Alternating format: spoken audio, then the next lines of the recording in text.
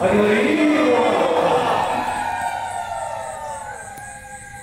ହେଉଛି ଭାଗବତ ଜନ୍ମୋତ୍ସବ।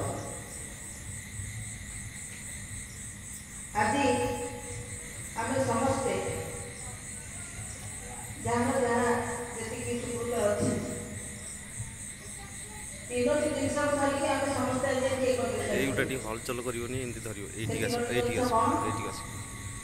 ধর্ম সনাতন এমতি ଟିକେ ধরিব দଳ গ্রহଣ এইটিকে ଆଉ ଅବତାର କଳ୍କି। ଏ ସଂସାରରେ ତିନୋଟି ସର୍ବୋତ୍କୃଷ୍ଟ ଏବଂ ମୁଖ୍ୟ ଜିନିଷ ହେଲା ଏତିକି ଧର୍ମ ସନାତନ।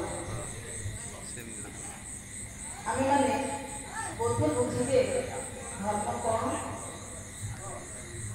କାହିଁକି ସେ ସନାତନ, ଆଉ ସେଥିପାଇଁ ଆଜି ଏଠି ଏକତ୍ରିତ ହୋଇଛି। ତେଣୁ ଧାରୟତି ଯଶ ଧର୍ମ। ଆମକୁ ଏ ଛପରା କୋଟି ଜୀବଜଗତକୁ ଯିଏ ଧାରଣ କରିଛନ୍ତି ସେ ହେଉଛନ୍ତି ଧର୍ମ। ତେବେ ସେ କିଏ? ଏ ଧର୍ମ ବ୍ରହ୍ମ ସନାତନ, ଏ ଧର୍ମ ବ୍ରହ୍ମ ସନାତନ।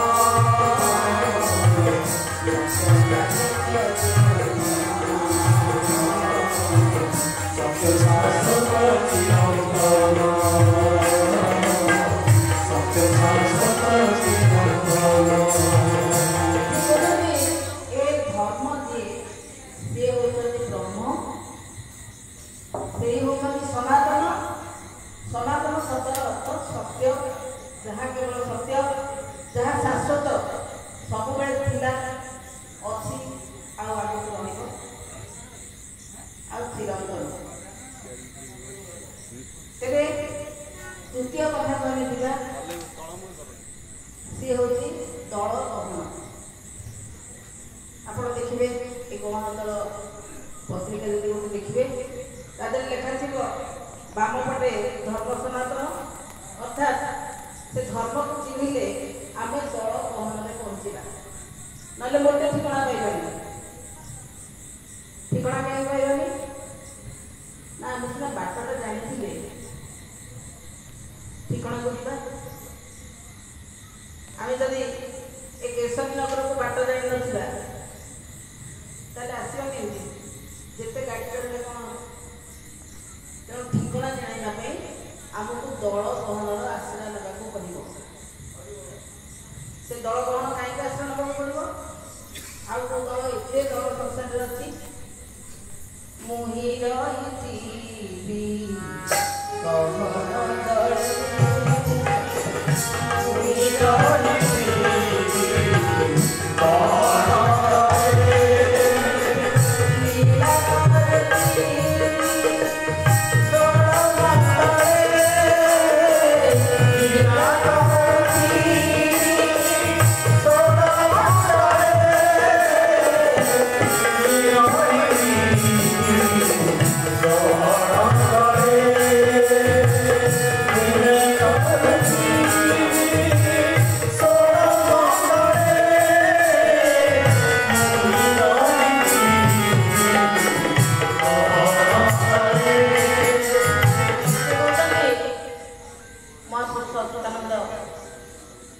ତାଙ୍କ ଲେଖନୀରେ ସେ କହୁଛନ୍ତି, ମହାପ୍ରଭୁ କହୁଛନ୍ତି ମୁଁ ହିଁ ରହିଥିଲି ଗହଣ ଦଳେ ଆଉ ଏ 16 ମଣ୍ଡଳରେ ଲୀଳା କରୁଥିଲି।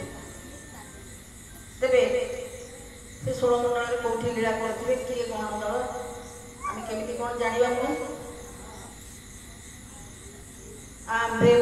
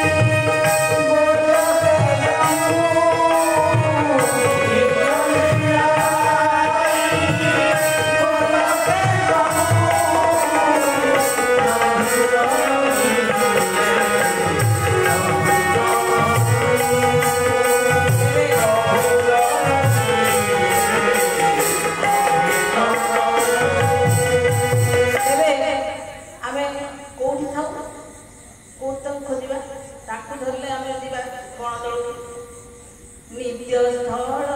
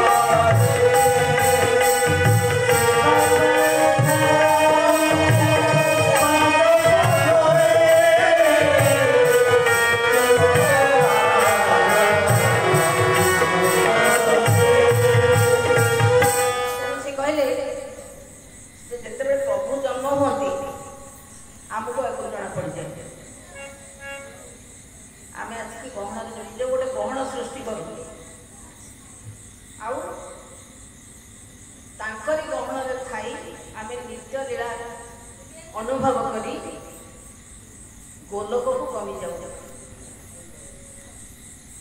कौटी ना नित्य स्थल राधा कृष्ण पार्श्वे सेवा पाऊ आम पाद पद्म नित्य स्थल राधा कृष्ण स्थान कौटी आम पुणी बुझा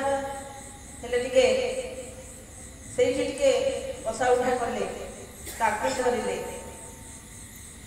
आम महाप्रभु पाखे पहुँचे तेरे नासा आमर हूँ ठाकुर पाद ए पादी बाम पटे बाम पाद दक्षिण पट पुराटी दक्षिण पाद बाम पट पुराटी राधा प्रकृति शैव दक्षिण पटे म कृष्ण पुरुषोत्तम ये जो राम राम ये हूँ नाम এই স্থাନରେ কোন হইছি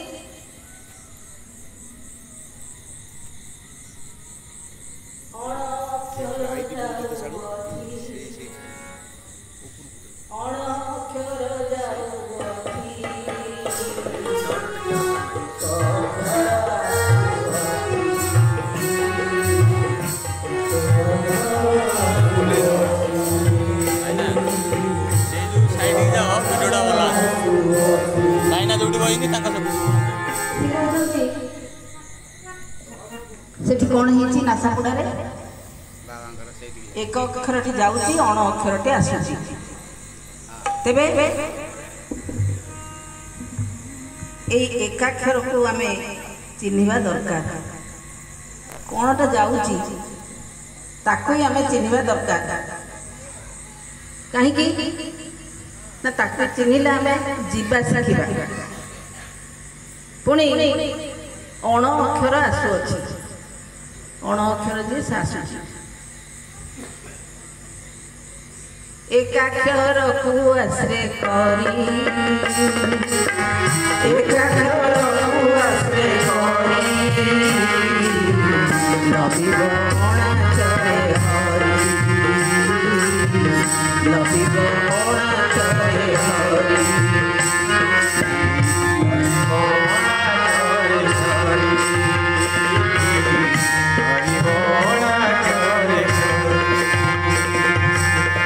एक अक्षर को आश्रय करिकी आमे जदि जिबा ताहले अण अक्षर रे हरिंकी जाइकी पाइबा तेणु आमे समस्त आज परम सौभाग्य मंडित जे आमे आसिक अण अक्षर पाखे पहुँची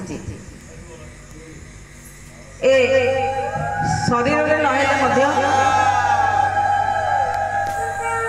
ए पिंड रे नहेले मध्य ब्रह्मांड रे आमे आसी स्वयं अण अक्षर पाखे पहुँची जाइए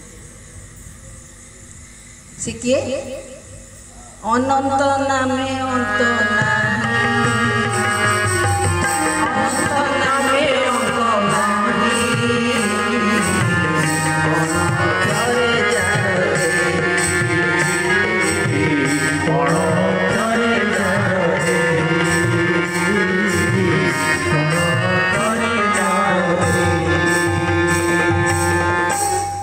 अण अक्षर तांकर अंत मिले नहीं तांको चिन्हिबा अत्यंत दुस्साध्य कारण मु गोटे लोक को देखिले चिन्हि पारिबी ये धड़ा सार्ट पिंधि माने निश्चय सारला मंडल आसथिबो ताको देखिले हलदिया पिंधि माने बोधे मथुरा मंडल आसी सी बोधे अमुक हारमोनियम बजाउछि बोधे परमानंद किंतु जार किछि रूपरेख पूरा नाही संपूर्ण रूपरेख नाही ताको कौन केमती चिन्ह तेणु से अण अक्षर देही जा माया देवे अगोचर जा माया देवे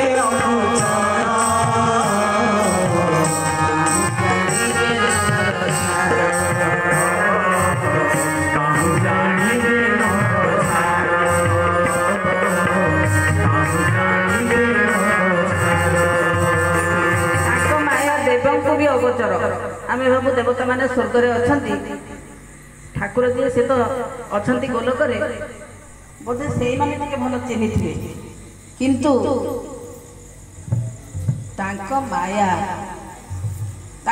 को हम परे बुझे देबी तांको माया देवता को भी अगोचर आउ आम साधारण छार नर माने कोन बा जानि काहे कि जहार आद्य मध्य जहार आद्य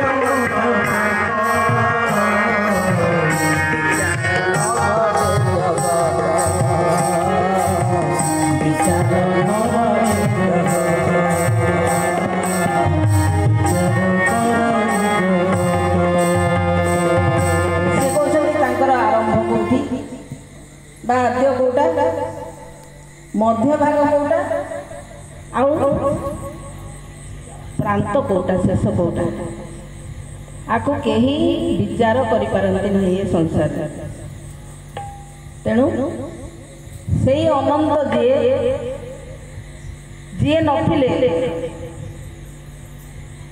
ए सृष्टि रे किछि नाही संपूर्ण शून्य ए 56 कोटी जीव जगतर चिन्ह वर्ण नाही ए सब होती सही तेणु तांको दयारु आम जिते आज ये समस्त उपस्थित होइचे आमे तांको प्रीत्यार्थे तथा राजा श्री नरसिंह देव प्रीत्यार्थे समस्त आनंद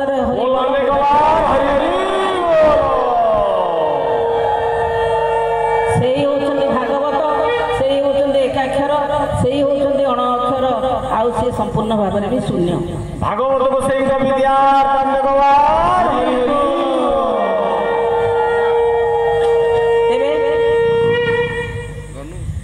आमे एबे चिंता करबा ए भागवत केमती हैला किछि नथिला जल स्थल इंद्र वरुण केही नथिले तेरे केमिति हैला से ए सृष्टि केमिति आमे देखिले गछ फुछ बेंग माछ पिपुड़ी गध कुकुड़ा माने जेते प्रकार जहाँ देखुचे 56 कोटी प्रकार जीव जंतु एमाने आइले कोठु केमिति सृष्टि हेले तेणु सर्वप्रथमे गोटे अक्षर सृष्टि हैला से अक्षर के ना होची भागवत ता ना कहीं भागवत है मैं पछरे कहबी तेरे से अक्षरटी मात्र गोटे अक्षर से कहले भागवत भगवता नहीं मुखम स्खलित अक्षर भागवत भी होची भगवान मुखर स्खलित होइथिबा अक्षर दिए मात्र गोटे अक्षर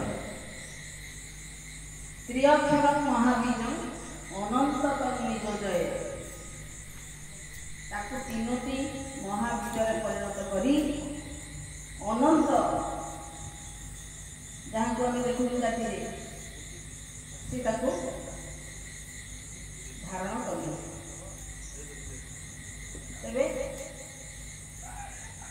ये घटना जो घटला से देखा गोटे अक्षर से खाली सृष्टि है आ अक्षर 56 कोटी जीव जगत सृष्टि है।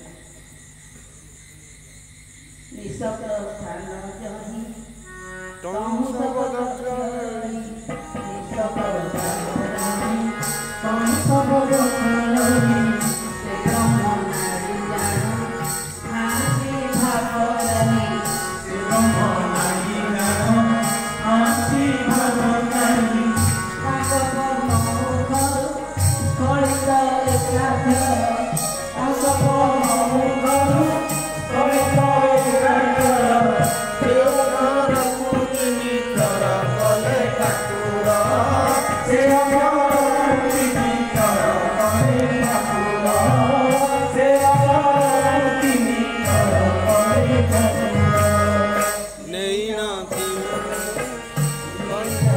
ବିଜକୁ କହିଲେ ଅନନ୍ତକୁ ନେଇନାନ୍ତି ବିଜକୁ କହିଲେ ଅନନ୍ତକୁ ଅନନ୍ତ ଚତୁର୍ବିଶାଖର କଲେ ତିନିକୁ ଅନନ୍ତ ଚତୁର୍ବିଶାଖର କଲେ ତିନିକୁ ଅନନ୍ତ ଚତୁର୍ବିଶାଖର କଲେ ତିନିକୁ। ନିଶବ୍ଦ ସ୍ଥାନ ଯୋଉଠି କିଛି ଶବ୍ଦ ନାହିଁ ତାକୁ ଅନାମ ବୋଲି କହନ୍ତି। କିଛି ଖଡ଼ଖାଟ ଶବ୍ଦ ସ୍ୱର କିଛି ନାହିଁ।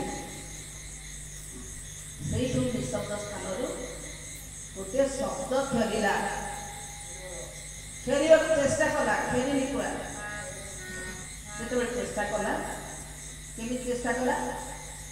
ଅନାଦି ଅନନ୍ତ ଆଦି ଅନ୍ତ ନାହିଁ ନାର ମୋ ଇଚ୍ଛାରୁ ସୃଷ୍ଟି ହେବା ଅଖିଳ ସଂସାର ମୋ ଇଚ୍ଛାରୁ ସୃଷ୍ଟି ହେବା ଅଖିଳ ସଂସାର ମୋ ଇଚ୍ଛାରୁ ସୃଷ୍ଟି ହେବା ଅଖିଳ ସଂସାର ସେ ଇଚ୍ଛା ପ୍ରଳୟ ହୋଇ ସିନ୍ଧୁ ପ୍ରକାଶିଲା ସେ ଇଚ୍ଛା ପ୍ରଳୟ ହୋଇ ସିନ୍ଧୁ ପ୍ରକାଶିଲା ତୁମେ ମଙ୍ଗନ ପଥେ ତୁମରେ ଖସିଲା ସେ ବ୍ରହ୍ମରେ ବିନ୍ଦୁ ଗଗନ ଖସିଲା ସେ ବ୍ରହ୍ମରେ ପଥେ ତୁମରେ ଖସିଲା।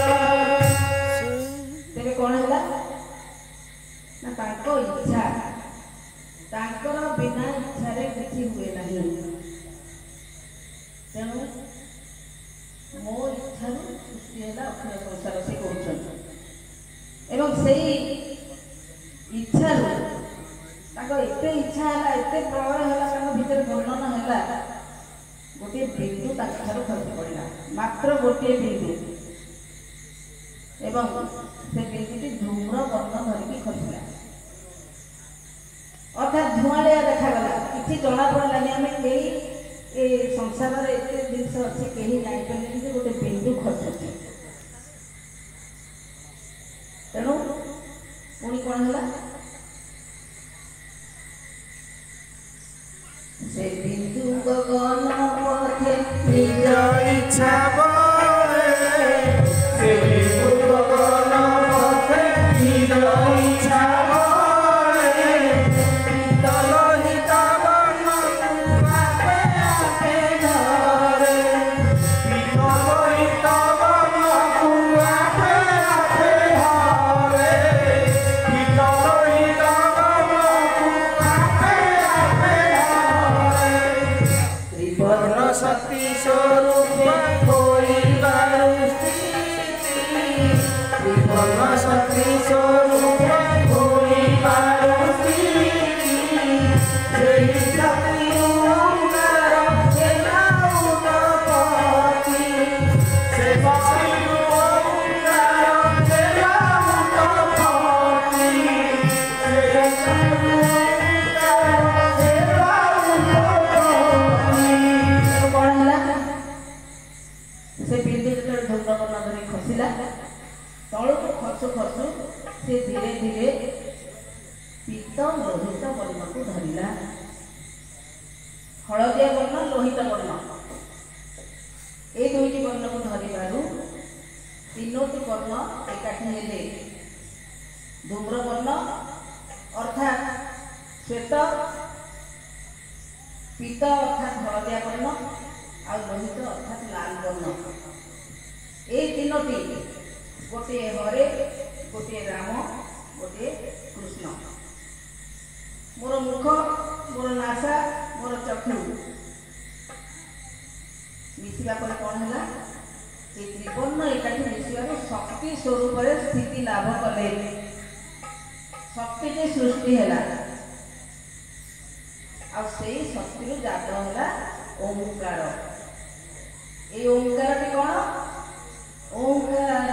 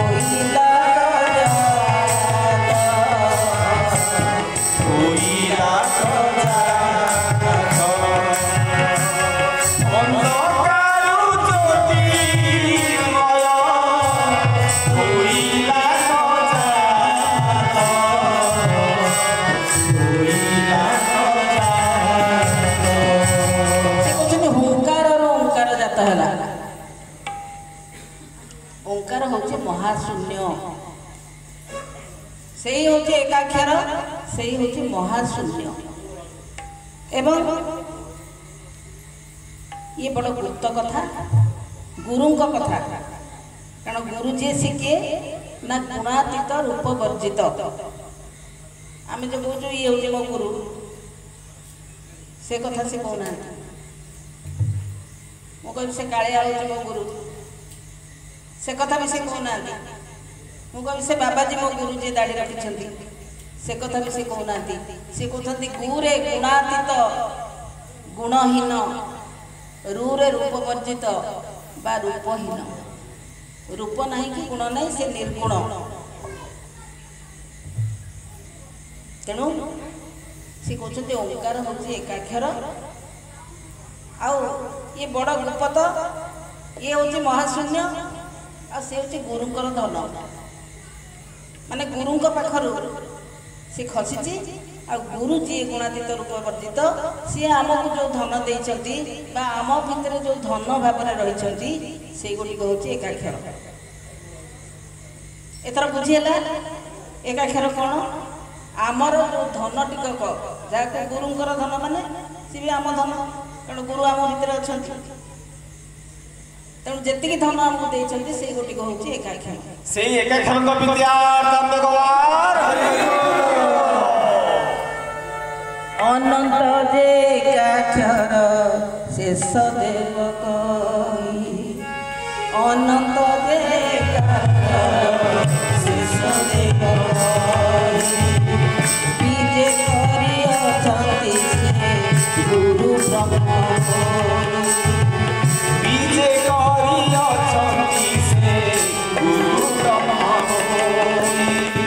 तीन रूप एक काया दरियारी गुप्त लीला प्रकाश गुप्त खंड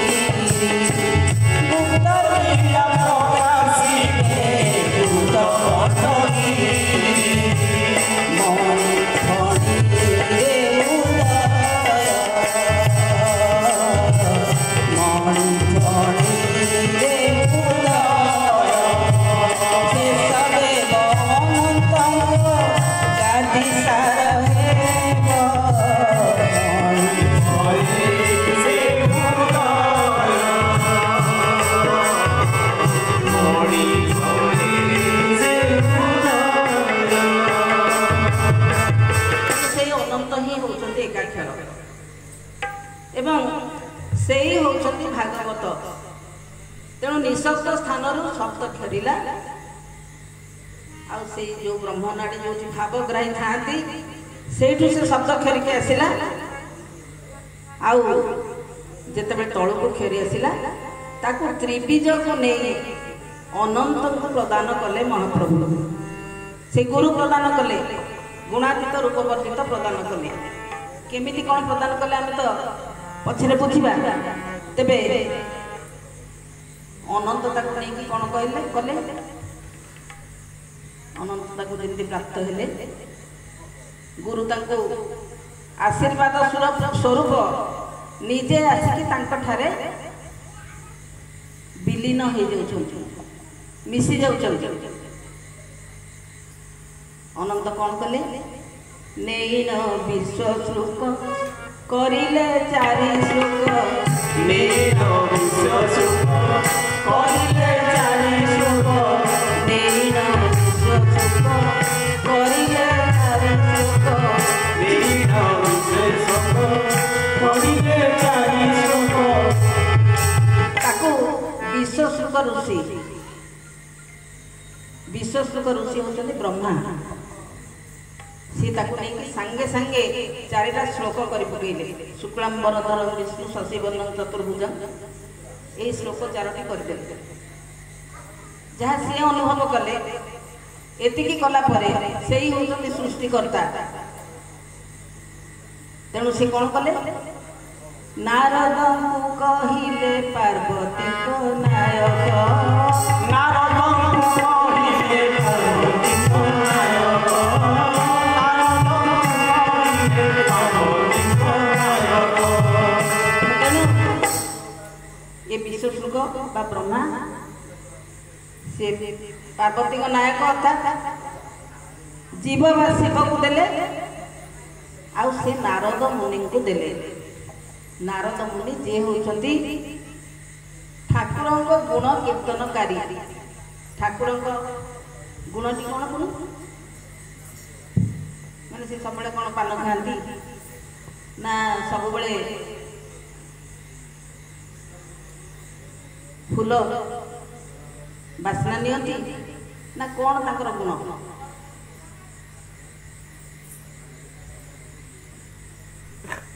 ତାଙ୍କ ଗୁଣ କ'ଣ? ଶୂନ୍ୟ ସ୍ୱରୂପ ହେ,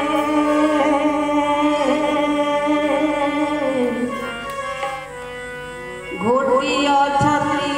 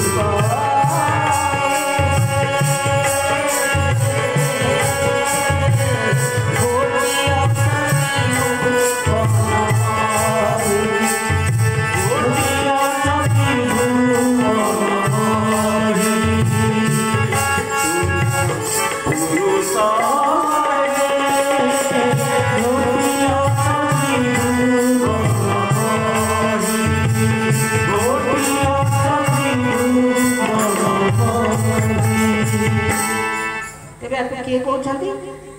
ଭୀମସେନ ହୋଇ ମତେ ବଖାଣଇ, ଭୀମସେନ ହୋଇ ମତେ ବଖାଣଇ, ଅମନ ମଣିରେ ମନ ଥୋଇ, ଅମନ ମଣିରେ ମନ ଥୋଇ, ସ୍ୱରୂପ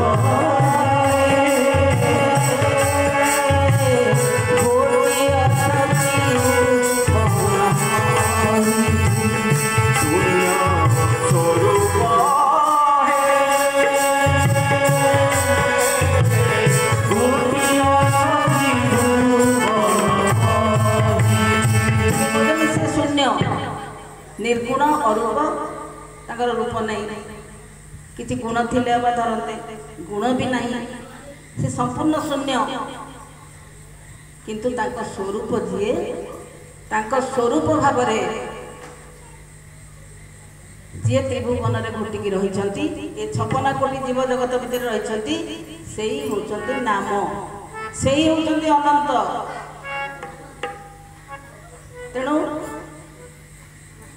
ए भीम भोई सन्थ भीम भोई ताको लिखिले जी नित्य स्थल राधा निजे सन्थ भीम भोई से कहले जे मो अमन मंदिर रे टिके मनटा को नै मो मन को नै कि अमन शिखर रे थौची आउ तांको टिके अनुभव करियो जाउची जे से केमिति त्रिभुवन महिरे घोटिकी रही छथि केउ रूप रे ना नाम रूप रे तेणु से नामटी होची भागवत तेबे ए स्थानटी अति पवित्र स्थान माने केते कोटि कोटि कोटि कोटि जन्मर तपस्या करे आमे आज एठी ठिया आइछे ये माटी बाली ऊपर टिके पाद थोइछे कि हाथ थोइछे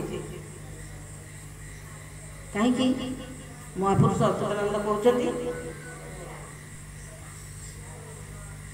ए स्थानर महिमा से कहते केते स्थानर नाम प्रथम कहते सफा सपनपुर मौदानपुर सफा सपनपुर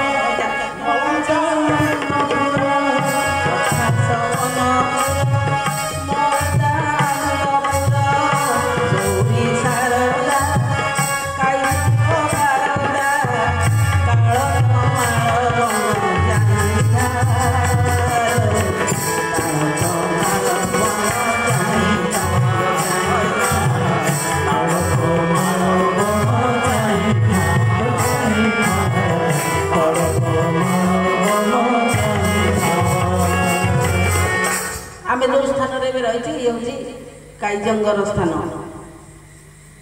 ये केशरी नगर उआस ए काईजंग जंगल चतुर्पार्श्व रही आमे से स्थान रे आसिकी केते पूर्व भाग्य पहुँची जाइए तेबे तापर कौन कहते सी गिरी तड़ु दृश्य घेन दृश्य गिरी तड़ु दृश्य घेन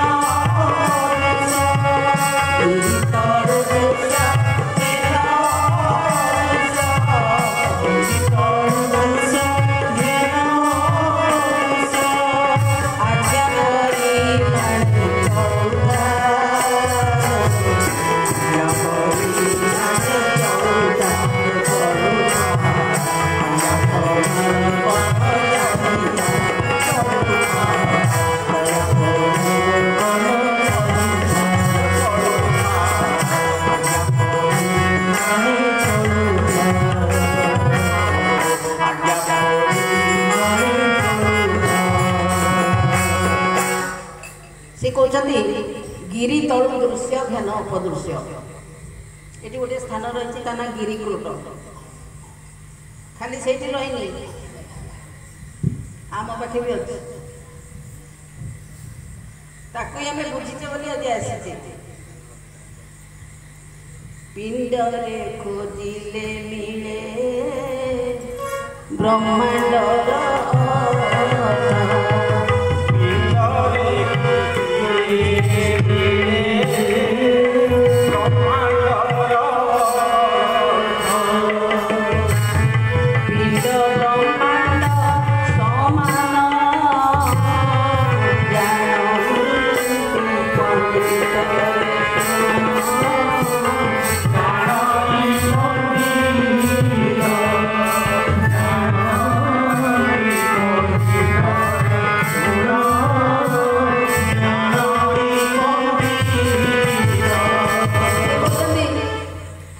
पिंडरे जहाँ जहाँ ये ब्रह्मांड में देखु नई नाल पर्वत पोखरी गछ पछ जहाँ देखु सब ये पिंडरे अच्छी आ पिंडरे आम खोजिले ये ब्रह्मांड को पाइपर तेणु ये पिंडरे भी गिरी अच्छी आ ता भीतर क्रोट रही से कहते से गिरी तलु आज्ञा गिरी तलु दृश्य घेन अपदृश्य अपूर्व दृश्य सी ये गिरी तलु जो दृश्य आसिकी मो आखि आगे पड़ो साक्ष्य लक्ष्य प्रत्यक्ष हूँ अपूर्व दृश्य से आज्ञा परिमाण चलुता तेरे से कौन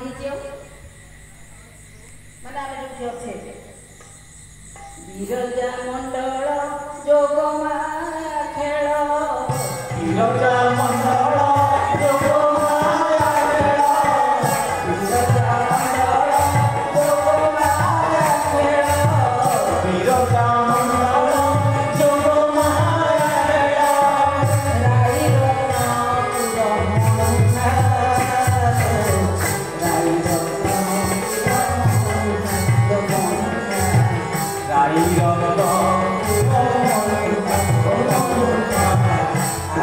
राई रत्न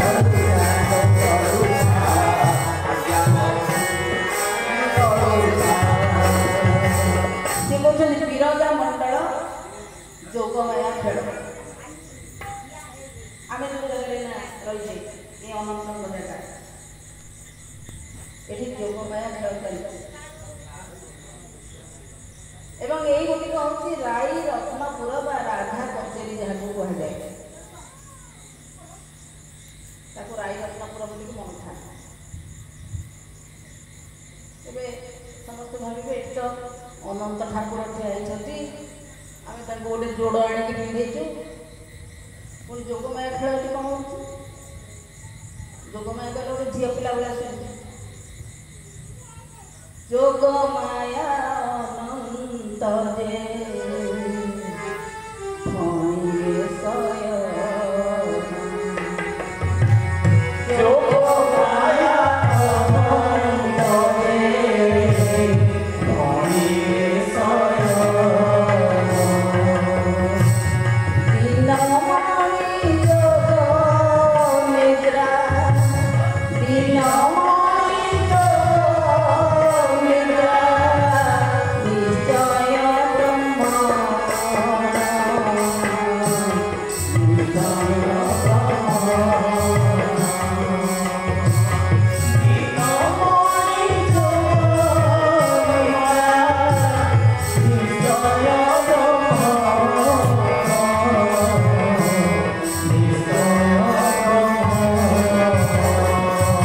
अनंत से होती जोगमाया कि आश्चर्य कथा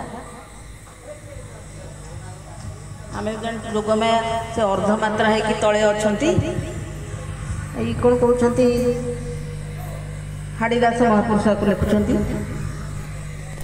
सी जोगमाया बोली पुणी कही कहते फणीरे शयन अर्थात आम जाकि बहुत कष्ट जोगमाया पाखे पहुँचू मनीष गुड़ाक जोगमाया पाखे केमती पहुँचू ना से महामाई द्वारे अथी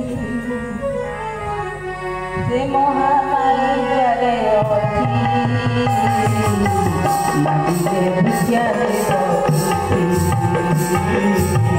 माटिले भिक्षा माटिले भिक्षा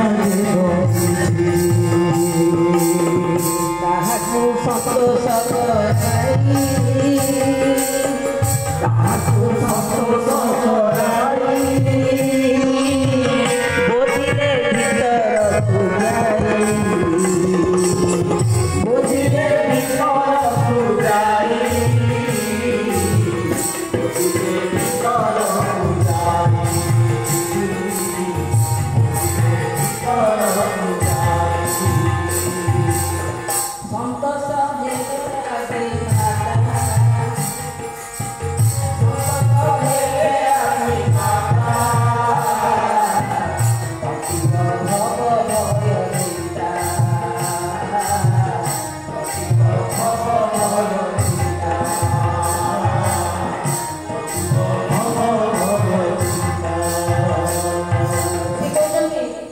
आसे माता भव भय अर्थात प्रकृति पाराबार आम खलास हवा ना सी प्रकृति भर्ती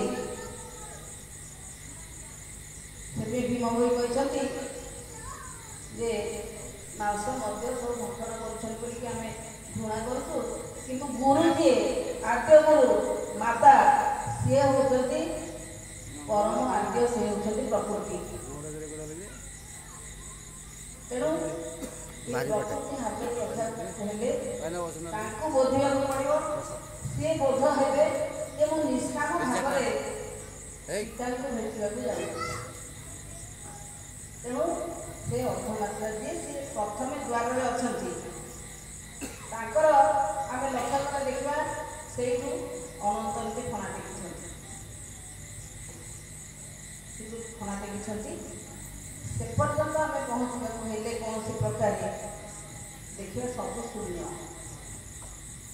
ଏଣୁ ଏହିପରି ଭାବରେ ସେ ଦିନମଣି ଯିଏ ସ୍ୱୟଂ ବ୍ରହ୍ମ ତାଙ୍କୁ କାଷ୍ଟ ହେଇକରି କୋଳରେ ଧରିଛନ୍ତି।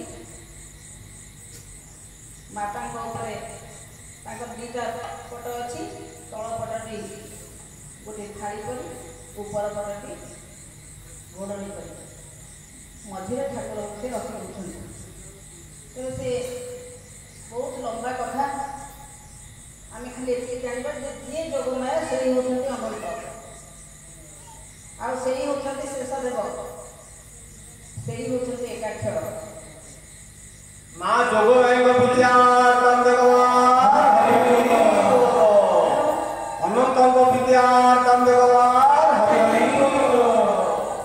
ଯେ ତୁମେ ଗିରି ତଳୁ ଦୃଶ୍ୟ ଜ୍ଞାନ ଅପଦୃଶ୍ୟ, ଯଦି ପୂର୍ବ ଭାଗ୍ୟ ଅଛି ସେ ଅପଦୃଶ୍ୟ ଏ ଜନ୍ମଚକ୍ଷୁରେ ଚାହିଁକି ବସିକି ତାଙ୍କୁ ଲକ୍ଷ୍ୟ କର, ତୁମ ନାଶା କରୁ। କାରଣ ଏଇ ଦୁଇଟା ତାଙ୍କ ପାଦ ହେଇଥିବାରୁ ଏଇଠି ଆସି ପହଞ୍ଚିବେ, ଆଉ କୁଆଡ଼େ ଯିବାକୁ ବାଟ ନାହିଁ। ଏଇଠି ଆସି ସେ ଚାଲିବେ, ଉଭା ହେବେ, ତାଙ୍କୁ ଏଇଠି ଆମେ ଦେଖିବା। ତେଣୁ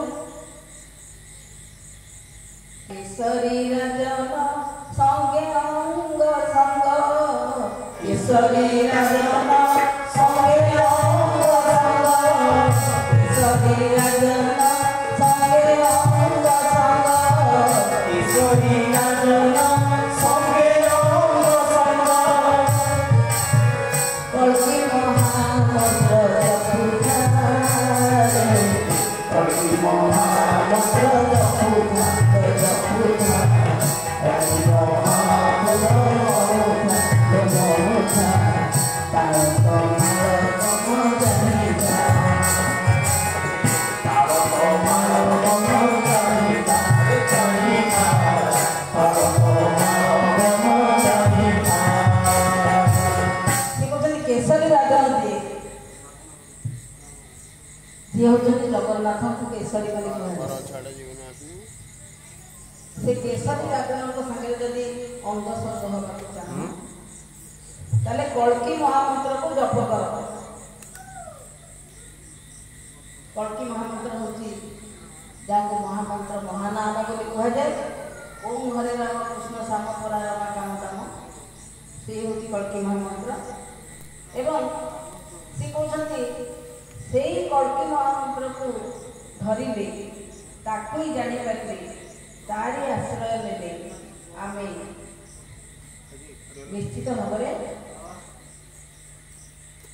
ଜଗନ୍ନାଥଙ୍କର ଅଙ୍ଗ ସଙ୍ଗ ହେଇପାରିବା। ତେବେ ଏ ଜଗନ୍ନାଥ ପୁଣି କିଏ? ଏଠି ଆମେ ତ ଦେଖୁଛୁ ଅଛନ୍ତି ଏଠି ଜଗନ୍ନାଥ, ତାଙ୍କ ପାଖରେ କ'ଣ ଅନନ୍ତ ଗୋଟିଏ ରହିଛନ୍ତି, ପୁଣି ଗୋଟେ ସୁଭଦ୍ରା ରହିଛନ୍ତି। ଏତେ କଥା କାହାକୁ ଆମେ କ'ଣ ଭାବିବା? ତେଣୁ ଆମର ଅତିବଡ଼ି ଜଗନ୍ନାଥ ଦାସ କହିଲେ, କଳି ଯୁଗେ ସାର ବ୍ରହ୍ମ ଏକାକ୍ଷର, ଭକତଙ୍କ ଗଣ୍ଠି ଧନ, ଭକତଙ୍କ ଗଣ୍ଠି ଧନ।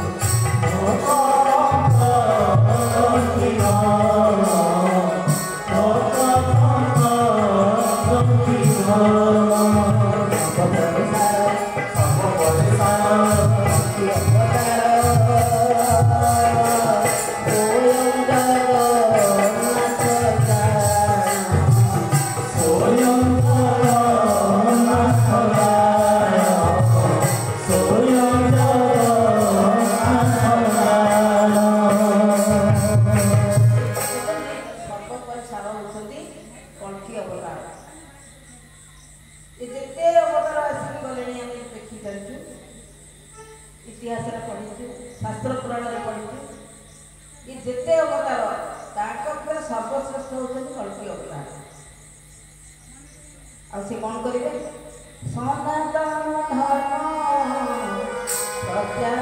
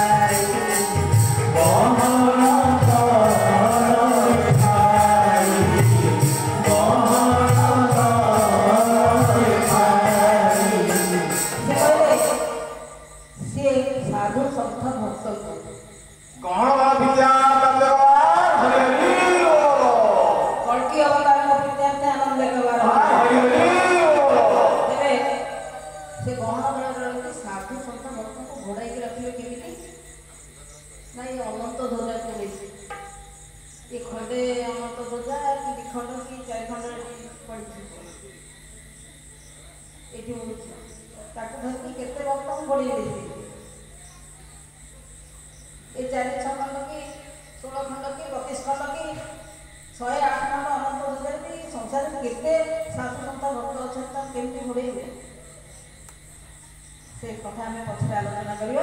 तेरे बर्तमान आम कथा हूँ जी सर्वश्रेष्ठ कल्कि अवतार तांकर सर्वश्रेष्ठ हबार कारण हूँ सी स्वयं जगन्नाथ। आम तो पुरी जाऊँ जगन्नाथ देखिकी आसु देखला बेलू जगन्नाथ मूर्ति अच्छी से देखला बेलू कैलेंडर में जगन्नाथ फोटो आम कौन चिन्ह जगन्नाथ कला मुह चका चका आखि सागे सागे छोटिया छुआ को देखे से चिन्ह दब जगन्नाथ ते पुणी स्वयं जगन्नाथ कौन स्वयं जगन्नाथ निरंजन अते स्वयं जगन्नाथ निरंजन अते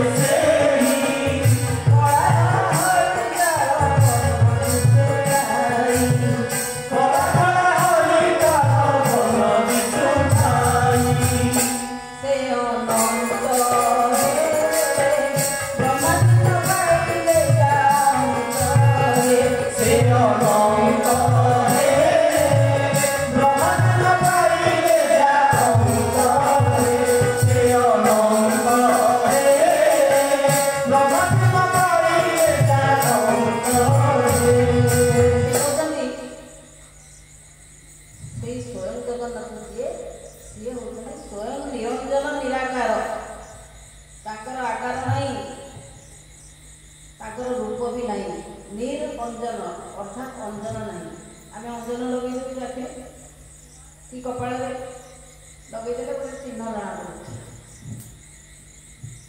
किंतु जदि अंजन चिन्ह आम चिन्ह भार मुस्किल तेणु भी चिन्ह ना वर्ण ना गुण ना से निरंजन निराकार ये स्वयं जगन्नाथ जी सी होती निरंजन निराकार कला धड़ा हरिताल दिखाई आम सिंहासन नहीं देखु जगन्नाथ मंदिर जाइए कहूँ भल दर्शन है कहूँ प्रसाद धरिकी आसू तुलसी धरिकी आसू आज भी आमर भागवत आशारे भी जगन्नाथ आज्ञामाल रही तेरे सी होती से तीन भाग में विभक्त होती कला दिखुं धड़ा दिखुं हरिताल हलदिया दिखुं तेरे एक महापुरुष अच्युतानंद कहीकि कौन कहते से ही होते अनंत ए कला धड़ा हरिताल कला धड़ा हरिताल ये जो त्रिभुज आमर पिंडर रही मुखरे धड़ा नासारे हलदिया बा सुभद्रिका आमर चक्षु हूँ जगन्नाथ ये तीन जन मिसिकी होता ମୋ ନାକ ଆଉ ଜଣଙ୍କ ପାଖରେ, ମୋ କାନ ଆଉ ଜଣଙ୍କ ପାଖରେ, ମୋ ପାଟି ଆଉ ଜଣଙ୍କ ପାଖରେ, ଏମିତି ତ ନାହିଁ। ତେଣୁ ଏ ତିନୋଟି ଯାକ ମିଶି ଯିଏ ଦେଇଛନ୍ତି ବୀଜକୁ କହିଲେ ଅନନ୍ତକୁ। ଏ ତିନୋଟି ବୀଜ ହେଉଛନ୍ତି ଏଇ 3 ଜଣ। ସେ ଅନନ୍ତ ତାକୁ ପ୍ରାପ୍ତ ହେଇକି ସ୍ୱୟଂ ଜଗନ୍ନାଥରେ ପରିଣତ ହେଲେ। ସେ ସ୍ୱୟଂ ଜଗନ୍ନାଥ ଯିଏ, ସେଇ ହେଉଛନ୍ତି କଳ୍କୀ ଅବତାର, ସେଇ ଅନନ୍ତ ହିଁ ଅବତାର ଆନନ୍ଦେଶ୍ୱର ହରି। ତେବେ ତାଙ୍କରି ଦୟାରୁ ଆମେ ଆଜି ଯଦି ଏଠି ଆସି ପହଞ୍ଚିଛେ। ଆଉ ଜଣଙ୍କ ଦୟା ବି ରହିଛି ଭକ୍ତଙ୍କର। ସେ ଭକ୍ତ କିଏ ନା, ସେ ହେଉଛନ୍ତି ଅପୂର୍ବ ଦାସ। ତେବେ ମୁଁ ଆପଣଙ୍କୁ ତାଳକମଳ ବନରୁ ଶେଷ କଥାଟି କହିଦିଏ। କହଇ ଅଚ୍ୟୁତ ପଞ୍ଚସଖାରେ, କହଇ ଅଚ୍ୟୁତ ପଞ୍ଚସଖାରେ, କହଇ ଅଚ୍ୟୁତ ପଞ୍ଚସଖାରେ, କହଇ ଅଚ୍ୟୁତ ପଞ୍ଚସଖାରେ,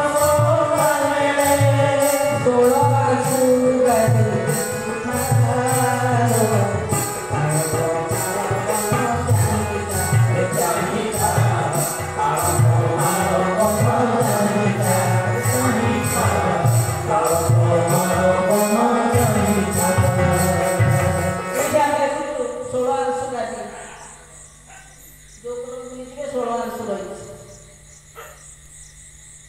ଅଚ୍ୟୁତ ମହାପୁରୁଷ ଅଚ୍ୟୁତାନନ୍ଦ ନେମାଳ ନିବାସୀ। ସେ ପଞ୍ଚସଖାଙ୍କ ମେଳ କରିକି ବସିକି କହୁଛନ୍ତି। ସେ ମେଳ ନହେଲେ ସେ କହିପାରିବେନି। ଆଉ ପଞ୍ଚସଖା ନିର୍ଭର କରୁଛନ୍ତି 4 ସଖା ଅଚ୍ୟୁତଙ୍କ ଉପରେ। କାହିଁକି ନା, ତାଙ୍କ ସ୍ଥାନଟି ହେଉଛି ଶାମ ବୀଜ ପାଖରେ। ମହାପୁରୁଷ ଅଚଣ୍ଡ ବିଦ୍ୟା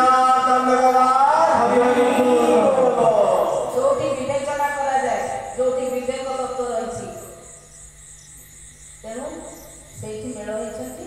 ସେଇଠି କଥା ପଡ଼ିକି ମହାପୁରୁଷ କହୁଛନ୍ତି କ'ଣ ନା, 16 ଆଂଶୁ ଗାଦିକି ଟିକେ ଲକ୍ଷ୍ୟ ରଖିଥାଏ। କଳିରେ ଜନ୍ମ ହେଇଛୁ, ଶେଷ ବେଳ ଆସିବ, ସତ୍ୟ ପ୍ରତିଷ୍ଠା ହେବ।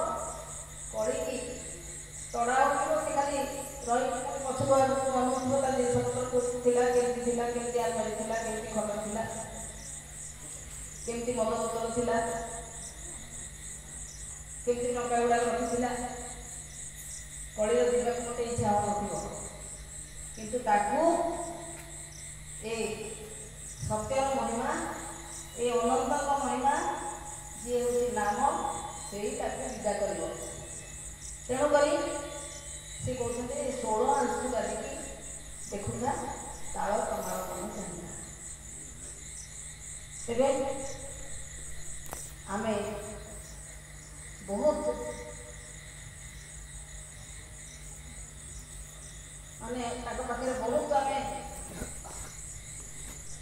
ମାନେ ମଥାନତ କରୁଛୁ ସେ ଭକ୍ତଙ୍କ ନିକଟରେ, ଯାହାଙ୍କ ଯୋଗୁଁ ଆମେ ଆଜି ଏ ଗାଦିକୁ ଦୃଶ୍ୟମାନ ଭାବରେ ଦେଖୁଛୁ, ଯାହାଙ୍କ ଯୋଗୁଁ ଆଜି ଏ ଗାଦିର ମହିମା ହେଇଛି।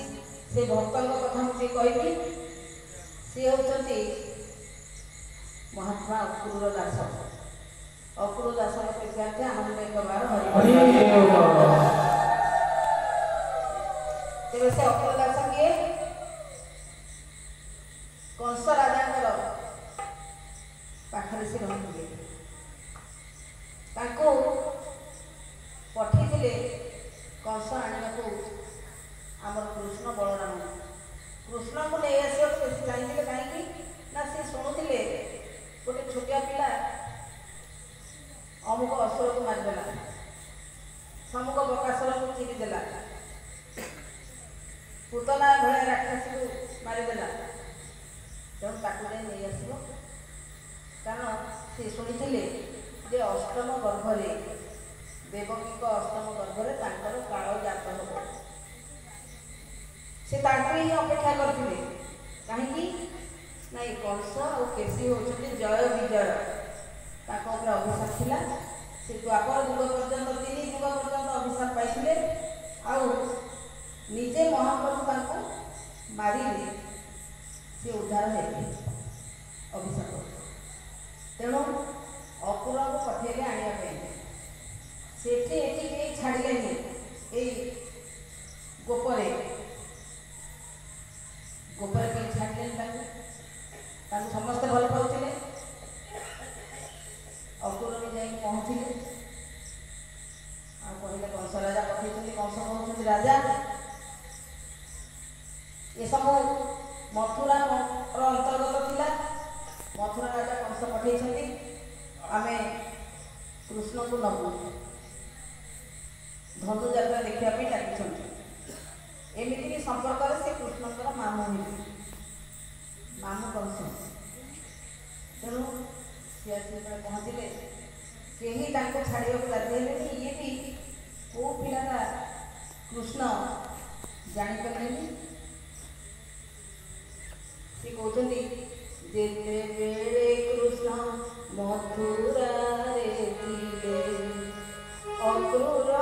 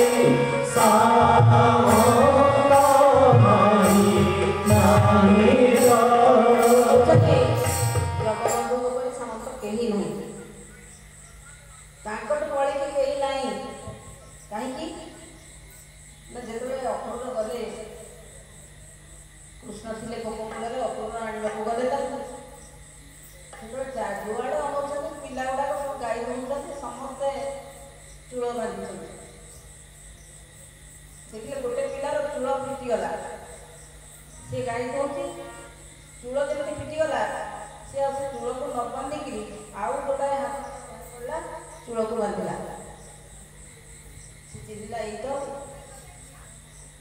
तेरे अक्रूर आने को गले कई छाड़ा राजी हेले समस्ते गले ना सी जीवे आम छाड़ी रही जी नंद यशोदा सी भी कांदा को लगिले किंतु कौन करेंगे राजा ऑर्डर तेणु समस्त को बुझेकी कृष्ण जाकि कहले आम जाऊँ बड़ भाई आ मु दी जन जीवु आम अल्प दिन यात्रा देखिए फेरी आसबू तुम व्यस्त हो नहीं माता पिता प्रबोधि कृष्ण रूप माता पिता प्रबोधि कृष्ण बलराम कुहे नील बलराम कुहे नील पशिले रखले बलराम कुहे नील पशिले रखले बलराम कुहे नील पशिले रखले प्रबोधि बलराम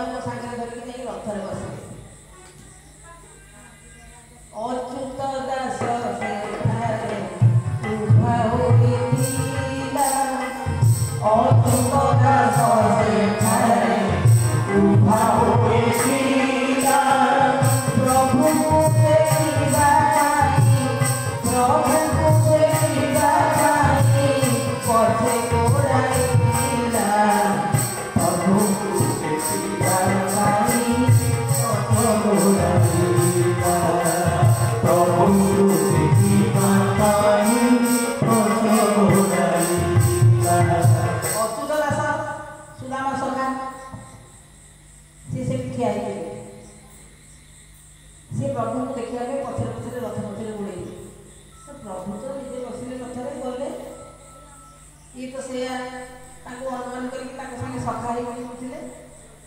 ପୁଣି କ'ଣ ତାକୁ ଦେଖିବା ପାଇଁ ପଛରେ କ'ଣ ପଳେଇଲେ?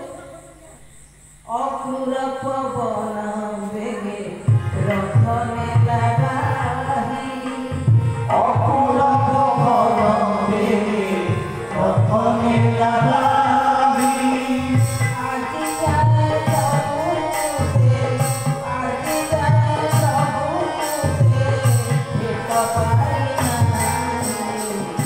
ଆଜି ଯାଏ ସବୁକୁ ସେ ଭେଟ ପାଇ ନାହିଁ। ଆଜି ଯାଏ ସବୁକୁ ସେ ଭେଟ ପାଇ ନାହିଁ। ସେ କହୁଛନ୍ତି ଅପୂର୍ଣ୍ଣ ପବନ ବେଗରେ ରଥ ଚଲେଇଲା। କାହିଁକି ଏମିତି ପବନ ବେଗରେ ରଥ ନେଇକି ଯାଉଛି? ନା ସେ ଆଜି ଯାଏ ପ୍ରଭୁଙ୍କୁ ଭେଟ ପାଇନି। ଯେମିତି ଅଚ୍ୟୁତ ଦାସ ଗୋଡ଼େଇକି ଯାଉଛନ୍ତି ଦେଖିବା ପାଇଁ ପ୍ରଭୁଙ୍କୁ, ପ୍ରଭୁଙ୍କୁ ଦେଖିବା ପାଇଁ ପଛ ଗୋଡ଼ାଇଲା, ସେମିତି ଇଏ ଅପୁର ବି ଆଜି ଯାଏ ପ୍ରଭୁଙ୍କୁ ଭେଟ ପାଇନି। ତେବେ ସେ କ'ଣ ଭେଟ ହେଇନା ଆମେ ବୁଝିବା। ସେ କ'ଣ ପ୍ରଭୁଙ୍କୁ ଦର୍ଶନ କରିବାକୁ ଯାଉଥିଲେ ତାକୁ ବୁଝିବା। ଷଡ଼ବନ ତିନି ତମୁ ରଥ ଚଳିଗଲା, ଷଡ଼ବନ ତିନି ତମୁ ରଥ ଚଳିଗଲା। ଯମୁନା କୂଳରେ ଆସି, ଯମୁନା କୂଳରେ ଆସି ତବେ ସହରିଲା। ଯମୁନା କୂଳରେ ତବେ ସହରିଲା। ଯମୁନା କୂଳରେ ଆସି ତବେ ସହରିଲା। ଛଅଟା ବନ ଏ ଭିତରେ ରହିଛି। ଏ ଗୋପର ବୃନ୍ଦାବନ 6ଟା ବନ ରହିଛି। ତାରି ଭିତରେ ଯମୁନା ନଦୀ ବହି ଯାଉଛି। ଆପଣ ଏଇନା ଭକ୍ତି ପାଗଳ କି କ'ଣ ବୋଧେ ଯେ ମାରିଛନ୍ତି। ଏଠି କୋଉ ଯମୁନା ନଦୀ? ଯମୁନା ନଦୀର ଦକ୍ଷିଣେ ଅଛି କଳା ମଣ୍ଡପ। ଯମୁନା ନଦୀର ଦକ୍ଷିଣେ ଅଛି କଳା ମଣ୍ଡପ।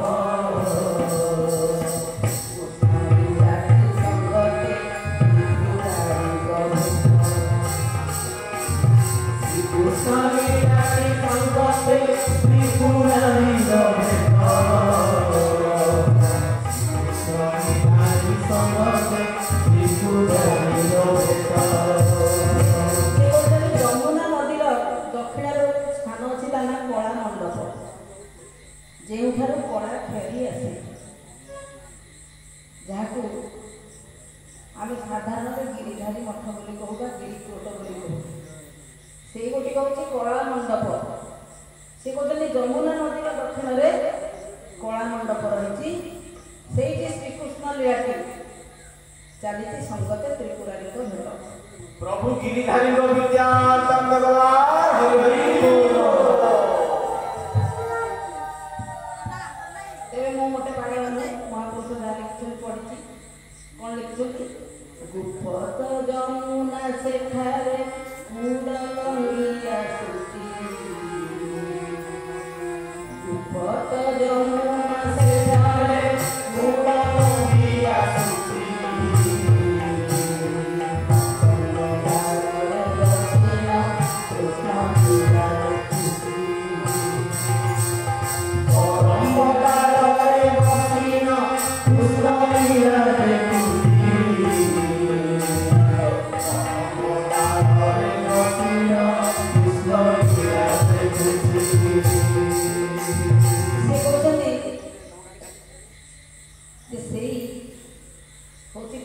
ଯମୁନା ନଦୀ ସେଠି ଗୋଟେ କଦମ୍ବ ବୃକ୍ଷ ରହିଛି, ଯାହା ନାଁ କେଳି କଦମ୍ବ। ଆଉ ତାରି ଉପରେ ଡାଳରେ ବସିକିରି କୃଷ୍ଣ ଲୀଳା ଦେଖୁଛି। ଗୋପୀ ଗୋପାଳଙ୍କ ସଙ୍ଗତେ ଯମୁନାକୁ ମୁଣ୍ଡ ଗୋପୀ ଗୋପାଳଙ୍କ ସଙ୍ଗତେ ଯମୁନାକୁ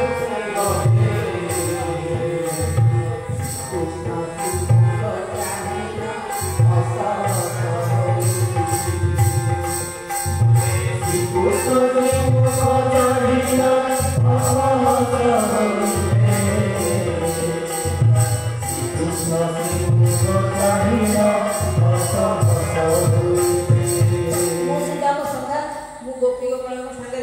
ସବୁବେଳେ ଥାଏ ତାଙ୍କରି ପଛେ ପଛେ। ତେଣୁ ଯମୁନାକୁ ତାଙ୍କ ସାଙ୍ଗରେ ଗଲି, ଗଲାବେଳକୁ ଦେଖିଲି ଶ୍ରୀକୃଷ୍ଣଙ୍କୁ ଯେମିତି ଦେଖିଲି ଯେ ମୋ ମୁହଁରେ ହସ ଫୁଟି ଉଠିଲା। ତେଣୁ ସେଇ ସମୟରେ କ'ଣ ହେଲା, ଯେମିତି ମୁଁ ହସ ହସ ହେଇକି ତାଙ୍କୁ ଅନେଇଲି, ସେ ମୋତେ କ'ଣ କହିଲେ, ମୋ ନାମ ତୁ ତ ଜାଣିଥା ସଖା ଅତେ ତାଙ୍କରି, ମୋ ନାମ ତୁ ତ ଜାଣିଥା ସଖା ଅତେ ତାଙ୍କରି,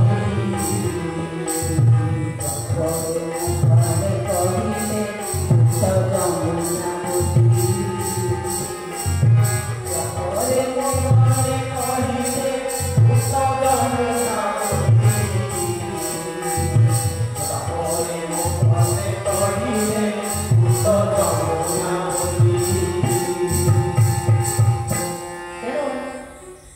ସେଇ ଯମୁନା କୂଳରେ ଆସିକି ପ୍ରବେଶ ହେଇଗଲା ରଥ। ତାପରେ କ'ଣ ଘଟିଲା, ଅକ୍ରୂର କି ସର୍ବଜ୍ଞାତା ଜାଣେ ସର୍ବସିଦ୍ଧି, ଅକ୍ରୂର କି ସର୍ବଜ୍ଞାତା ଜାଣେ ସର୍ବସିଦ୍ଧି, ଅକ୍ରୂର କି ସର୍ବଜ୍ଞାତା জানে সর্বসিদ্ধি, প্রণাম করি বলি, প্রণাম করি বলি আহে দয়ানিধি, প্রণাম করি বলি আহে দয়ানিধি, প্রণাম করি বলি আহে দয়ানিধি। ସର୍ବଜ୍ଞାତା ଜଣେ ଅତି ଉଚ୍ଚ କୋଟିର ଭକ୍ତ, ନିଷ୍କାମୀ ଭକ୍ତ, ସିଏ ବୁଦ୍ଧି ବାହାର କରିକି ଠାକୁରଙ୍କଠୁ ଭକ୍ତମାନଙ୍କୁ ବି ବେଳେବେଳେ ଚାଲାକି ହେଇଯାଇଥାଏ। ସେ ବୁଦ୍ଧି ବାହାର କରିକି କ'ଣ କହିଲା, ପ୍ରଣାମ କଲା, ତୁମ୍ଭେ ନ ଜାଣ ଭାବୁଛ ତୁମେ ନ ଜାଣ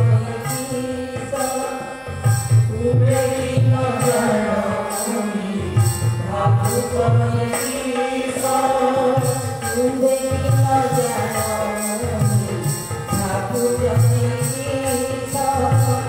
ଏବେ ସ୍ନାନ କରିବାକୁ, ଏବେ ସ୍ନାନ କରିବାକୁ ବଳଇ ମାନସ, ଏବେ ସ୍ନାନ କରିବାକୁ ବଳଇ ମାନସ, ଏବେ ସ୍ନାନ କରିବାକୁ ବଳଇ ମାନସ।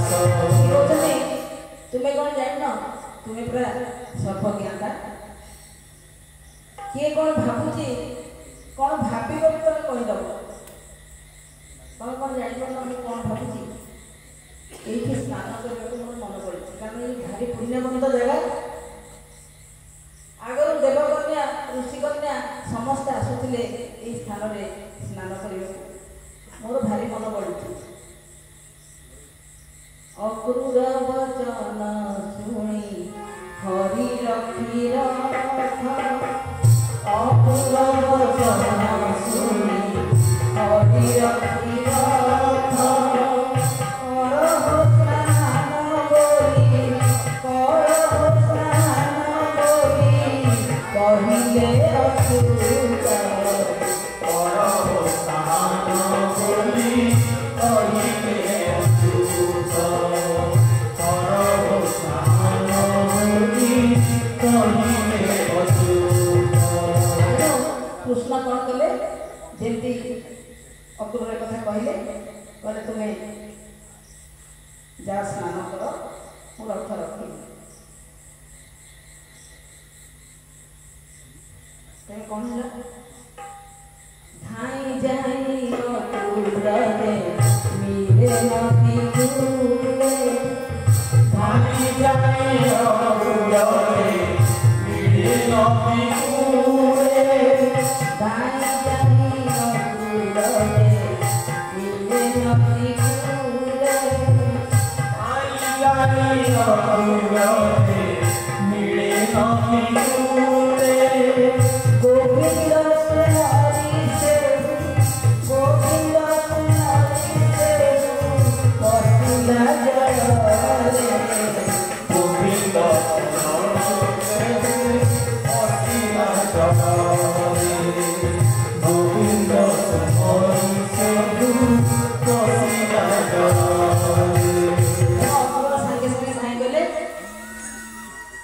नदी कूल पहुँचीगले आ गोविंद को सुमरी गोविंद गोविंद गोविंद